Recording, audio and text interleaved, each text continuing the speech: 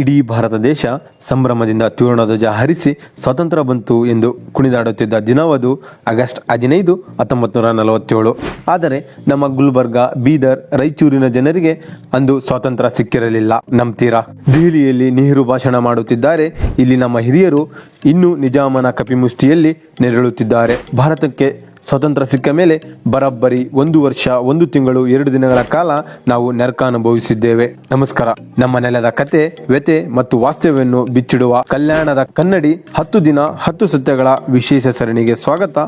ಇವತ್ತು ದಿನ 1. ಒಂದು ಕಡೆ ಬಸವಣ್ಣನವರು ಕಲ್ಯಾಣದ ಕನಸು, ಇನ್ನೊಂದು ಕಡೆ ನಮಗೆ ಇಂದಿಗೂ ಕಾಡುತ್ತಿರುವ ನಿಜಾಮರ ನೆರಳು.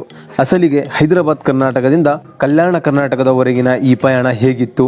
ಇತಿಹಾಸದ ಈ ಕರಾಳ ಪುಟಗಳಲ್ಲಿ ಏನಿದೆ ಬನ್ನಿ ನೋಡೋಣ. ಸ್ನೇಹಿತರೆ, ಹೈದರಾಬಾದ್ ಪ್ರಾಂತದ ನಿಜಾಮ ಮೀರ್ ಉಸ್ಮಾನ್ ಅಲಿ ಖಾನ್ ಭಾರತಕ್ಕೆ ಸೇರಲು ಒಪ್ಪಲಿಲ್ಲ. ತಾನೇ ಸ್ವತಂತ್ರವಾಗಿರಬೇಕು ಅಥವಾ ಪಾಕಿಸ್ತಾನದ ಜೊತೆ ಹೋಗಬೇಕು ಎಂಬ ದುರಾಸೆ ಅವನದಿತ್ತು. ಇದಕ್ಕಾಗಿ ಅವನು ಬಿಟ್ಟ ರಾಕ್ಷಸ ಪಡೆಯ ರಾಜಾಕಾರರು ಕಾಸಿಂ ರಿಜ್ವಿ ಎಂಬುವನು ನೇತೃತ್ವ. ಈ ಪಡೆ ನಮ್ಮ ಹಳ್ಳಿಗಳಲ್ಲಿ ಮಾಡಿದ ದೌರ್ಜನ್ಯ ನೆನೆಸಿಕೊಂಡರೆ ಇವತ್ತಿಗೂ ಮೈ ನಡುಗುತ್ತದೆ. ಗೋರಾಟ, ಹತ್ಯಾಕಾಂಡ ನಿಮಗೆ ಗೊತ್ತಿರಬಹುದು.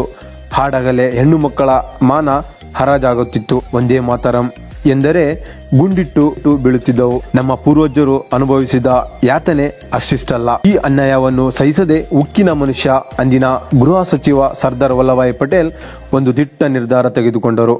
ಅದೇ ಆಪರೇಷನ್ ಪೋಲೋ. ಭಾರತೀಯ ಸೇನೆ ನಮ್ಮ ನೆಲಕ್ಕೆ ಕಾಲಿಟ್ಟಿತ್ತು. ಕೇವಲ 5 ದಿನಗಳ ಯುದ್ಧದಲ್ಲಿ ನಿಜಾಮನ ಸೈನ್ಯ ಮಂಡಿಯೂರಿತು.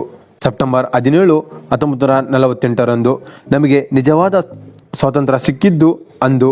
ಇಂದೇನು ನಾವು ವಿಮೋಚನಾ ದಿನ ಅಥವಾ ಕಲ್ಯಾಣ ಕರ್ನಾಟಕ ಉತ್ಸವ ಎಂದು ಕರೆಯುತ್ತೇವೆ. ವರ್ಷಗಳು ಕಳೆದವು. 2019ರಲ್ಲಿ ಸರ್ಕಾರ ಒಂದು ನಿರ್ಧಾರ ಮಾಡಿತು. ದಶಕಗಳಿಂದ ಅಂಟಿಕೊಂಡಿದ್ದು ಹೈದರಾಬಾದ್ ಎಂಬ ಗುಲಾಮಗಿರಿಯ ಹೆಸರನ್ನು ಅಳಿಸಿ ಶರಣರ ನಾಡು ಎಂದು ಬಿಂಬಿಸಲು ಕಲ್ಯಾಣ ಕರ್ನಾಟಕ ಎಂದು ಮರುನಾಮಕರಣ ಮಾಡಲಾಯಿತು. ಇದು ನಮ್ಮ ಸ್ವಾಭಿಮಾನದ ವಿಷಯ, ಹೌದು. ಆದರೆ ನನ್ನದೊಂದು ಪ್ರಶ್ನೆ ಇದೆ. ಬೋರ್ಡ್ ಮೇಲೆ ಹೆಸರು ಬದಲಾಯಿತು, ಆದರೆ ಬಡವರ ಹಣೆಬರ ಬದಲಾಯಿತಾ?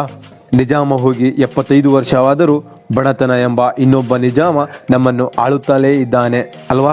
ಹೆಸರು ಕಲ್ಯಾಣ ಆಯಿತು, ಆದರೆ ರಸ್ತೆಗಳು, ಕುಡಿಯುವ ನೀರು, ಉದ್ಯೋಗ ಇವೆಲ್ಲ ಇನ್ನ ಅಧ್ವಾನವಾಗಿವೆ. ಸ್ನೇಹಿತರೆ, ಇತಿಹಾಸವನ್ನು ನಾವು ಬದಲಿಸಲು ಆಗಲ್ಲ, ಆದರೆ ಭವಿಷ್ಯವನ್ನು ಬದಲಾಯಿಸಬಹುದು.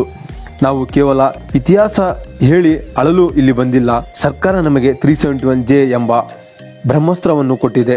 ಆದರೆ ಅದು ನಿಜವಾಗ್ಲೂ ಕೆಲಸ ಮಾಡುತ್ತಿದೆಯಾ ಅಥವಾ ಬರೀ ಕಾಗದದ ಹುಲಿನ? ಅದರ ಕಂಪ್ಲೀಟ್ ವಿಷಯದ ಬಗ್ಗೆ ನಾಳೆ 2ನೇ ದಿನದ ವಿಡಿಯೋದಲ್ಲಿ ಹೇಳ್ತೀನಿ. ಇದು ಕಲ್ಯಾಣದ ಕನ್ನಡಿ, ಸತ್ಯವನ್ನು ತೋರಿಸುತ್ತೇವೆ. ಮಿಸ್ ಮಾಡಬೇಡಿ. ಚಾನಲ್ ಸಬ್ಸ್ಕ್ರೈಬ್ ಮಾಡಿಲ್ಲ ಅಂದರೆ ಸಬ್ಸ್ಕ್ರೈಬ್ ಮಾಡಿ. ಮತ್ತೆ ಸಿಗೋಣ ಮುಂದಿನ ವಿಡಿಯೋದಲ್ಲಿ. ಜೈ ಕರ್ನಾಟಕ.